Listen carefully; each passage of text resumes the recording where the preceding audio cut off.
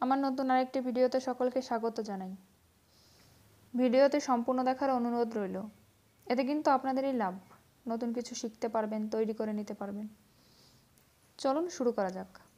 অনেক দিন ধরে ভাবছিলাম টেবিলটাকে গোছাবো। আমার টেবিলটা বিশাল অগোছালো হয়ে আছে। যেই ভাবনা সেই কাজ। ইউনিক কিছু তৈরি করার উদ্দেশ্যে নেমেই পড়লাম।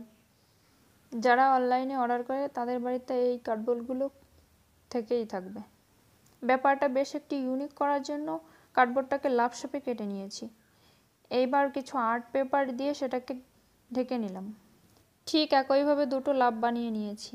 এইবার একটা লম্বা কার্ডবোর্ডকে সাদা পেপার দিয়ে আঠার সাহায্যে ভালো করে ঢেকে দেব। একইভাবে 3টে বানিয়ে নিয়েছি। এবার এগুলো জোড়া লাগানোর পালা। দেখুন কিভাবে জোড়া লাগিয়েছি। একটা লাভের উপরে এগুলো আঠার সাহায্যে একে একে দাঁড় করিয়ে দিলাম। এবার এগুলোর উপরে আঠা লাগিয়ে অন্য যে লাভটা বানানো ছিল ওটাকে এর উপরে লাগিয়ে দেব। এবার পিছনটা ফাঁকা লাগছে, কিছু তো রাখতে গেলে পড়ে যাবে পিছন দিয়ে, যার কারণে এবার পিছনে একটা কার্ডবোর্ড আঠার সাহায্যে লাগিয়ে নেব। এটা ফাইনাল লুক। ভিডিওটি কেমন লাগলো জানাবে কিন্তু। ভালো লাগলে ফলো করে আমার সঙ্গে থাকবেন। ধন্যবাদ।